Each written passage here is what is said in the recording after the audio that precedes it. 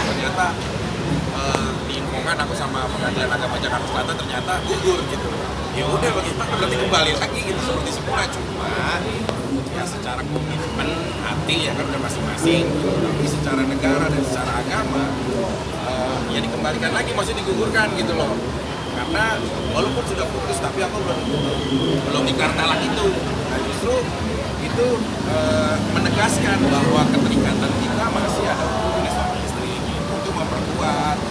Makanya kan kalau saya sebagai seorang suami datang ke rumah, ya ternyata istri saya lagi kedapatan dengan pria lain di jam yang tidak wajar.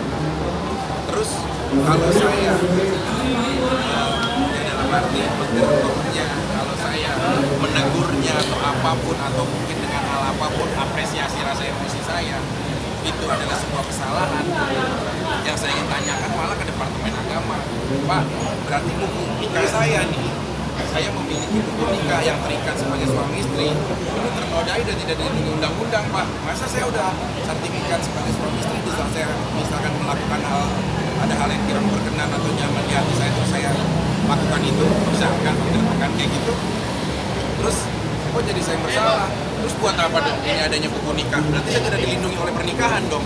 Itu kalau seorang yang masih, kecuali ya saya sudah tidak terikat lagi hubungan suami istri, atau mungkin pernikahan tidak dilegalkan secara negara, mungkin ya secara kekuatan hukum tidak ada, tapi di situ justru dengan ya aku yang mempertanyakan Departemen Agama, maksudnya yang kantor kanwil juga yang maksudnya yang mengeluarkan buku nikah ini gitu loh, KUA ya kan, kantor urusan agamanya. Jadi ya kayak lebih kepada aku udah menikah, ya bukan, aku udah menikah, terus kita dibukukan, istri kita catat siapa, suaminya siapa, terus di saat lagi ada sesuatu hal yang kayak tadi, terus saya di saat menggerbek istri saya, mungkin misalkan ada pria lain di kamar saya, terus saya dikenakan mungkin ya praduga bersalah.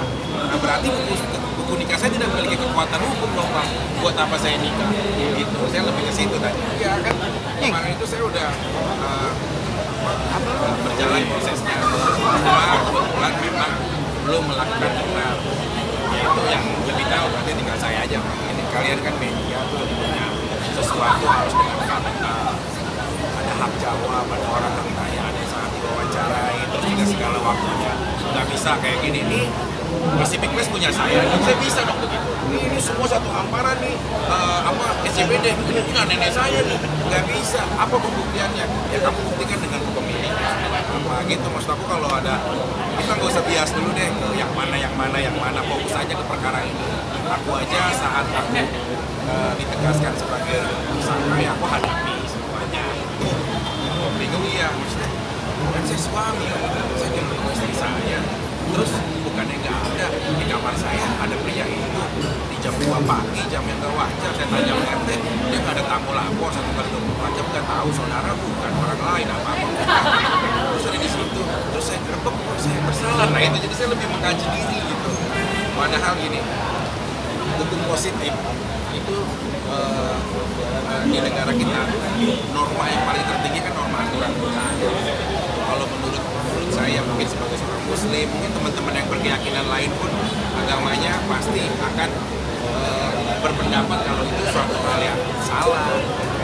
Makanya aku sempat bingung tadi bertanya, bingungnya apa yang gitu. Makanya aku pengen diskusi kemarin, bukannya soal-soal nggak pakai kuasa hukum, nggak pakai apa, bukan, cuma ya maju aja pengen diskusi. Orang kita memang ada kejadiannya kan sebenarnya, yang hatinya sakit di saya nih, lihat ya Allah istri saya gitu, terus akhirnya tuh kenapa jadi saya gitu dan gitu kayak begitu. Jadi ya pilihan kan, aku bilang perkara ini jangan sampai jadi ajang percontohan kalau orang akhirnya dengan perkara pikir istrinya yang kedapatan ada cowok di kamarnya, yang kenapa pikir yang salah. Itu bisa bagaimana semua kalau wanita-wanita Indonesia, istri-istri yang ada di Indonesia melakukan dan berpatokan bahwa perkara itu memang bahwa patokannya itu. Nah ini jangan sampai jadi ajang percontohan, bisa kita krisis moral, krisis sosial, asusila semuanya nih dengan seperti itu gitu. Aku yang khawatir, aku juga nyampein sama penyidik kayak begitu Pak. Saya tuh yang paling khawatir karena saya dijadiin ajang percontohan karena dari semua sosmed yang aku baca sebagian besar, sangat besar komennya seperti itu gitu. Oh, ini suaminya, tapi kok suaminya yang ini gitu. Itu sih yang penting. Sebatas kemarin aku akan ambil segera buku nikah menyatakan kalau memang sampai saat ini, bukan saat kejadian ya, ini sampai saat teman-teman, mungkin teman-teman tadi udah di Pengadilan Agama Jakarta Selatan juga ya informasinya gitu. Berarti sampai saat ini masih suami istri, aku akan bawa buku nikah sebagai nanti mungkin bisa pakai alat bukti. Mas, pelukan-pelukan yang dilakukan oleh anak itu, kalau kita melihat dari sisi positifnya, itu pasti kalian akan tahu seperti apa anak ini. Tapi kalau dilihat dari sisi negatifnya, pasti orang akan beranggapannya, ya itu, saya juga lihat kok gambar-gambar yang kurang pantas sebenarnya. Tapi ya, oke, saya tidak bisa, saya hanya punya mulut satu, sarwenda satu, tangan kami cuma dua, sarwenda dua, jadi kami tidak bisa menutup mereka semua dengan tangan kami dan mulut kami. Saya semaksimal mungkin antara Bertrand dan keluarga gitu ya, itu harus seimbang. Seimbangnya bagaimana? Karena Bertrand ini masih usia yang sangat tidak stabil, ya. Dan penyampaian ke Bertrand pun harus benar-benar dari hati. Kayak misalnya saya kan ini belum pulang dari kemarin, baru malam pulang nih, habisnya ada kerjaan lagi. Dia tidak bisa menahan rindunya, jadi dia minta sama roadman-nya, dia mau kesini. Tadi dia kesini sebentar, dia kangen gitu. Jadi saya nggak bisa bilang kakak harus les dulu, nggak bisa. Enggak, kakak mau ke tempat ayah dulu baru les. Jadi dia lebih baik dia lesnya terlambat dibanding dia nggak ketemu sama saya. Saya bilang ayah pulang malam ini gitu. Jadi dia tetap harus ketemu dulu dia. Saya nggak bisa lawan itu kan, walaupun guru lesnya juga ya lu terlambat gak ada masalah, tapi tidak ada penambahan waktu gitu. Jadi saya ada kepingin Bertrand menyanyikan salah satu lagu Inggris, tapi spell Inggris itu kan gak gampang mas. Ya jangan sampai nanti salah lirik aja nanti bisa menjadi hujatan yang cukup panjang. Jadi saya menginginkan Bertrand les dulu yang benar baru. Nah ini sekarang mau menuju ujian kan, masuk Jakarta Bertrandnya ada di tengah-tengah. Jadi les bahasa Inggrisnya juga belum begitu fokus. Kalau saya bingung nih mau ambilnya yang mana duluan gitu. Jadi saya pikir sekolah harus duluan nih les mengenai bahasa Inggrisnya, setelah dia ujian nasional ini baru. Amin, saya aminin aja gitu. Saya belum merasa karena tawarannya juga ya dia masih ada di Indonesia semuanya gitu. Jadi kalau yang lain-lain, kalau kemarin sih memang ada tawaran dari salah satu TV Singapura gitu. Tapi saya bilang belum, karena Bertrand diminta pada saat lagi ujian dan itu saya masih belum kasih gitu. Kalau mengganggu jam sekolah saya nggak kasih. Kok banyak prediksi? Jam sekolah nggak boleh.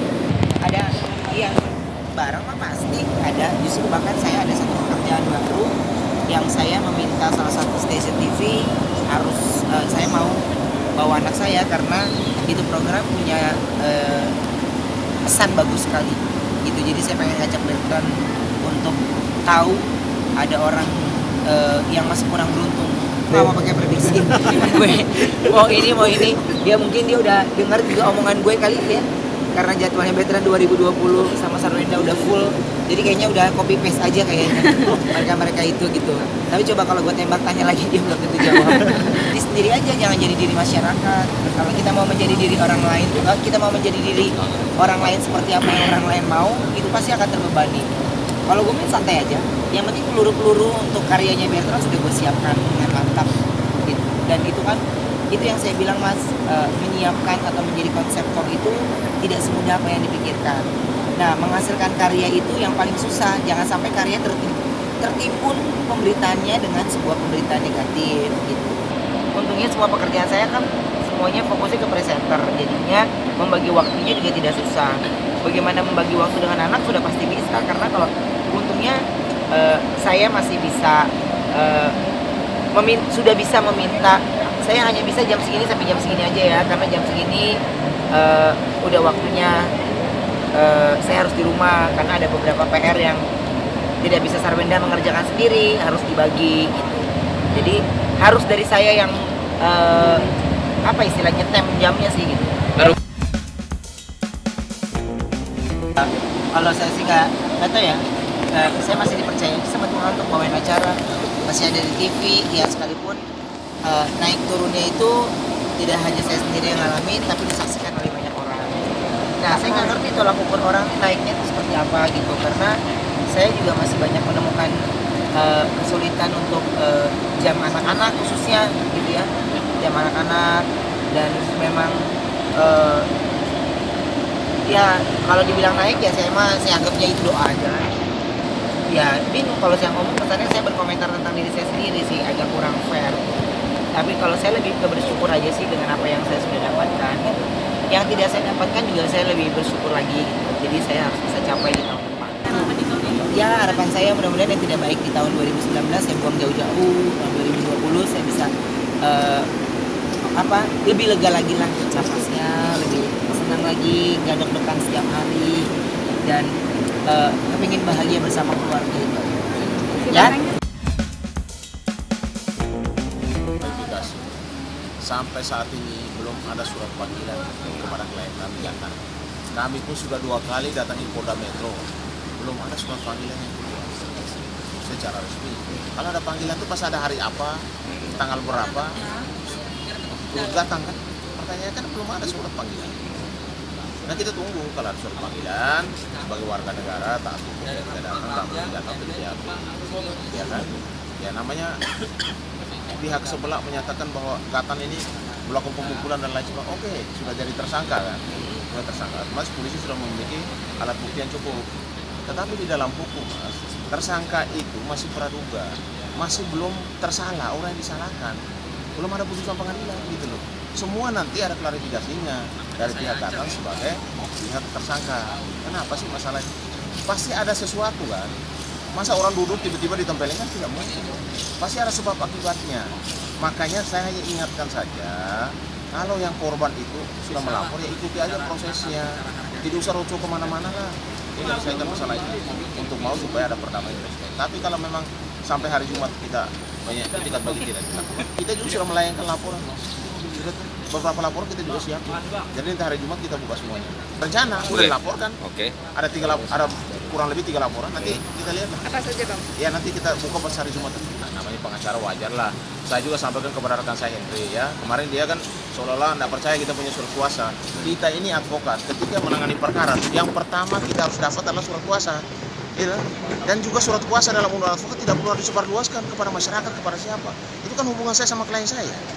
Iya kan? Masa saya ke Polda tidak ada surat kuasa, lalu saya harus berkoordinasi mendampingi dan surat kuasanya nggak ada, tidak mungkin. Makanya itulah ya saya mau ingatkan kepada saudara Henry bahwa kalau namanya rekan menangani perkara, udah pasti sudah ada surat kuasa mencari solusi ya. Tapi kalau dalam pertemuan lalu langkah selanjutnya korban dan pihak lain tidak setuju untuk menyelesaikan, ya pasti ada langkah-langkah hukum yang lain kepada orang-orang yang berpotensi harus dilaporkan. Ya.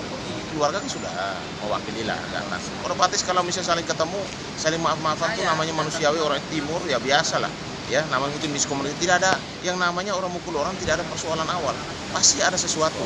Nah itu nanti Gatan yang buka. Kenapa seperti itu? Polisi. Tetapi kami kalau bicara surat panggilan itu tidak ada namanya surat panggilan kepada keluarga atau kuasa hukum. Kita sudah datangi 2 kali tidak ada. Tapi kalau memang ada DPO itu kewenangan kepolisian, itu biarkan saja. Kami bukan masalah itu yang kami persoalkan kan Gatan itu kan harus dipanggil dulu harusnya kan, supaya tanggal berapa dipastikan kami dampingi. Tapi kan belum ada panggilan. Tapi kalau ada beredar DPO dan lain sebagainya, itu silakan saja itu kewenangan pihak kepolisian. Kami siap hadapi kok, dan Gatan juga siap kalau memang harus dijemput paksa dan lain sebagainya. Tetapi kami sebagai kuasa hukum minta supaya prosedur hukumnya berjalan dulu. Kalau ada perkara ya dipanggil dulu, pasti ada gelar dan sebagainya. Jangan sampai salah orang.